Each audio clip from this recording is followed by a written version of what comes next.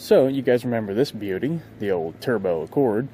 Well, the thing is, it's not producing enough boost. So, what I need to do is either go with a bigger camshaft or get it ported and polished and all that other stuff, or I can make the world's first twin-turbo Honda.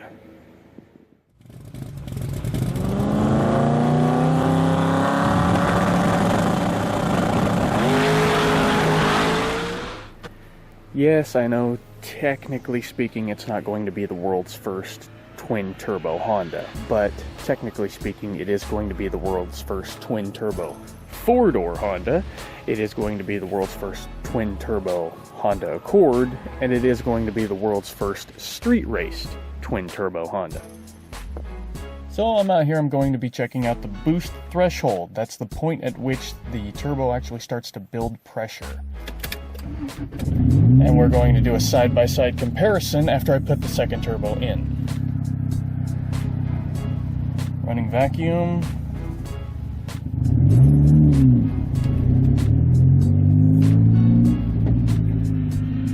Okay, 1700 RPM. Ready, go.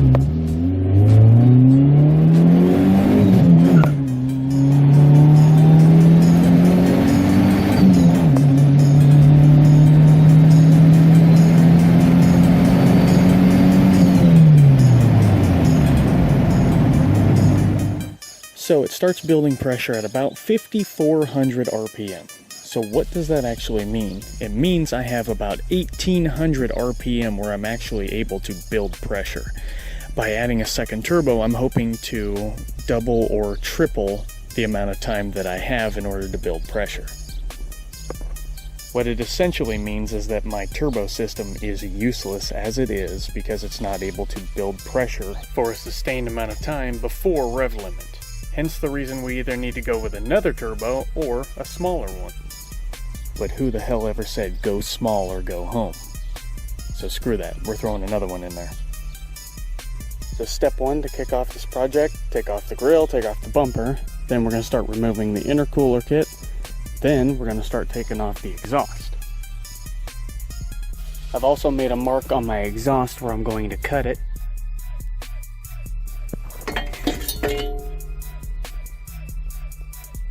Now I'm a little bit curious, so I'm going to find out what is steel and what isn't. Obviously, magnets are going to stick to the iron, to the steel. Well, they stick. There's something steel inside there, but ultimately, that isn't a ferrous material. That's aluminum. The bolt steel. The head isn't.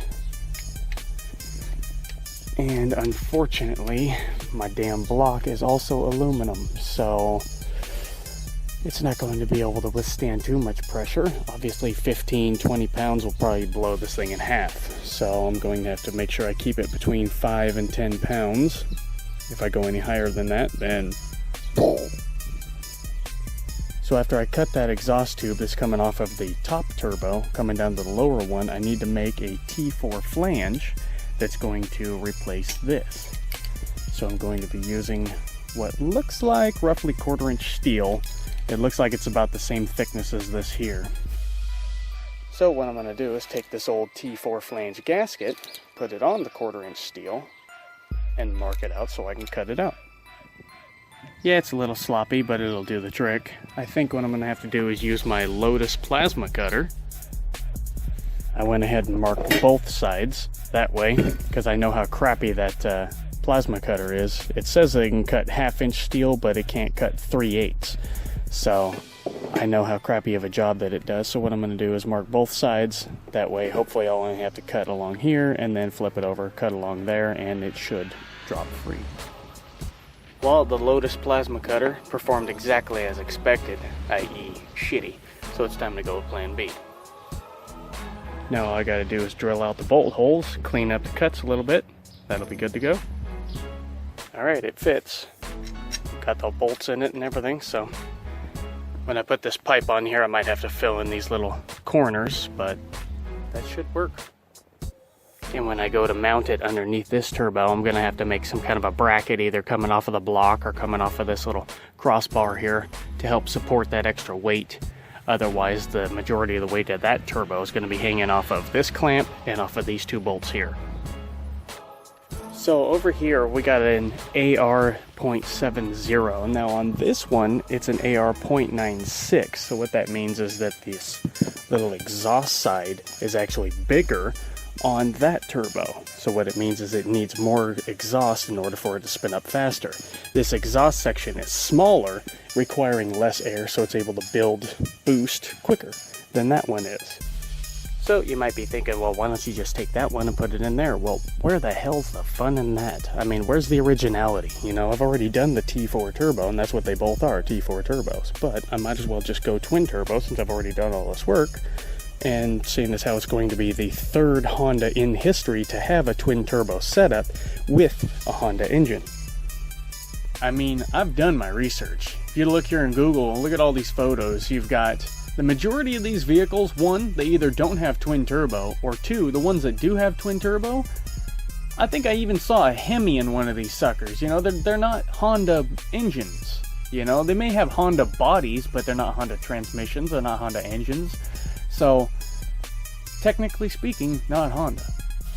And in all fairness, when you get on YouTube and you try to find actual videos of a twin turbo Honda, this one that shows up with 1320 video, well, this one, again, that looks like a big block Chevy to me. When you come over to this one, this guy actually does have a twin turbo Honda. It's a Civic, and he's running 10.5 seconds in a quarter mile. Now, from what it sounds like, it does sound like it is a Honda engine. So technically speaking, I think I've got the second twin turbo Honda ever. But this guy, again, track racer. I'm going to be doing street racing. So at least I've cornered the market as far as that goes. But I digress. Anyway, I got my second feed line here, and you remember that little T that I've got down there where this is going into the pressure sensor into the side of the block. I'm going to take out the plug on the bottom side of that four-way, and I'm going to plug this into it. Which means it's time to jack up the car and make sure you put some type of a jack stand or something underneath there so that the car doesn't fall on you. We had a local kid here not too long ago killed himself because his car fell on him. And if you don't want that to happen to you, then put something under there. So I'm under the car. Right here's where the oil filter was. And right here's that four-way junction.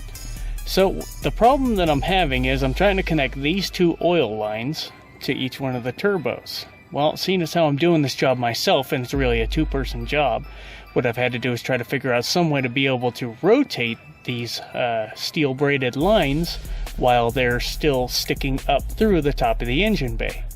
So now what I'm going to do is show you how I'm accomplishing this task by myself. The problem is that you need another person up here to rotate these lines so that they actually start threading into that four-way adapter down there. So what happens is when you start to turn these when you're down there is they start to hit all this stuff and they start to bind up, and then they want to start kinking and all that other stuff. So that's why you need a second person. Well, one way I found to get around this, and I'm not sure if I'm the one that's invented this or not, so this may or may not be my own original idea, but what I've taken is a piece of conduit and I've got one of those cables inside it. So it rotates around in just this small little space right here, so it doesn't bind up on anything. And now I'm free to just come down here with a wrench and slowly start turning it until it finally tightens into that four-way. Or at least once you start to get those threads going, then you can come up here and pull this tube out of the way and then start rotating the hose by hand. I don't know about you, but that little invention sure as hell helped me out of a jam. So I finally got the oil lines run. Now, one thing I did notice, however, is that because I'm running into a second turbo, I'm going to have to change my dump pipe setup so it's not going to be as sleeper as it was before. I am going to have to run it just straight down. So it is going to be loud. In addition to that, here's how it's looking so far.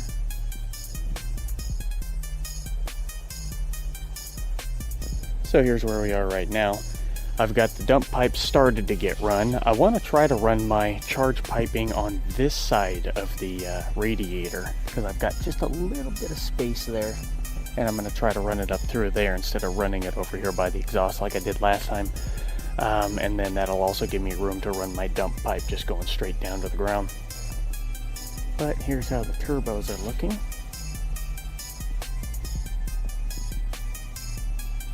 What I'm going to do is I'm going to have to take my oil pan off. I'm going to run my return line for this one going around probably over to the corner of the oil pan. Oil pan has been drained and removed. And the oil pan has been tapped. Make sure that if you're going to put it in the corner like I did, you want to make sure that you tighten these two together as much as you can so that you don't have any gap in between there, because it is a rounded part. So before I put the oil pan back on, I actually am presented with an opportunity here. Do I want to take off this whole windage tray and the oil pickup tube and all that stuff and start taking out my pistons and start gapping the rings so that I don't have to worry about a piston failure? Or do I want to say the hell with it, see how much this thing can hold, and try to blow it up? I'm going to go with option 2. So now I'm working on my 2-into-1 coupler, which is here. I've already marked my line, cut my tube. So now all I gotta do is cut this out and then weld these two together. And I think this is where we're at with it. There's a slight, it comes in like this, and then there's another little elbow piece to come down this way into this straight piece. But this one's coming up 90, I would say that's maybe a 45 into that.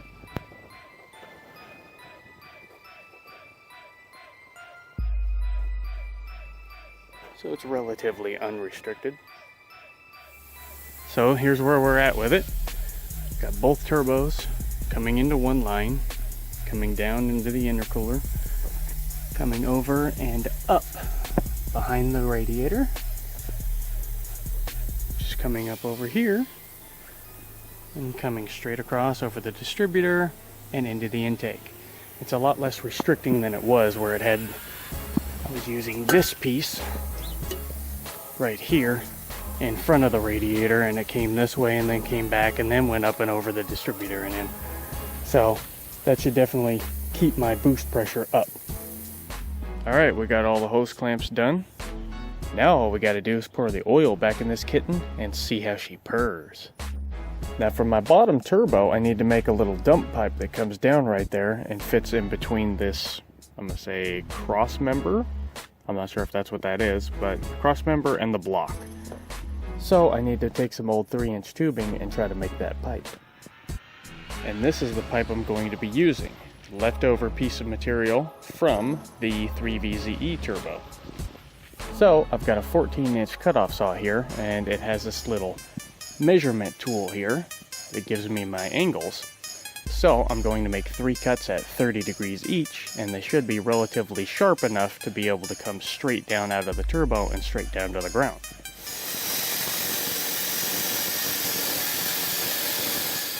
And here's where we are with that flange. Now I did this on purpose because it kind of looks like overlapping dragon scales. So if you ask me, that looks pretty damn cool. And the best part is, it is sealed on the inside, so I don't have to worry about the exhaust coming out. Just because it looks like they're not actually joined together doesn't mean that any exhaust is actually going to get out right there. But it is a 90 degree. All that exhaust is going to get shoved straight down to the ground out of the engine bay. Well, I got my charge pipe coming up over here. Now it just dawned on me that my radiator overflow goes right there, but I can put it right here on top of the starter. It's away from anything hot. It's going to be zip tied to the charge pipe, so that should work out just fine. And then I'll get around to finishing this little dump pipe going down. I mean, hell, it wouldn't be a Honda if it didn't have zip ties in it. Alright, both dump pipes are done, both the wastegate and the back of the turbo down there. I think we're ready for a test fire.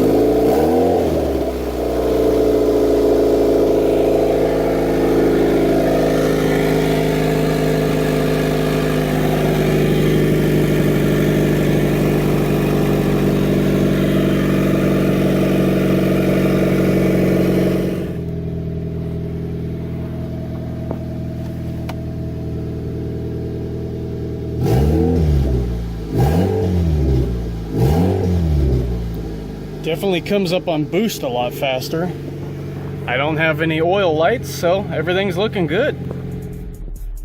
Now, the next videos you guys see are going to be test driving and hopefully some street racing. The world's first twin turbo Honda sleeper. That is awesome.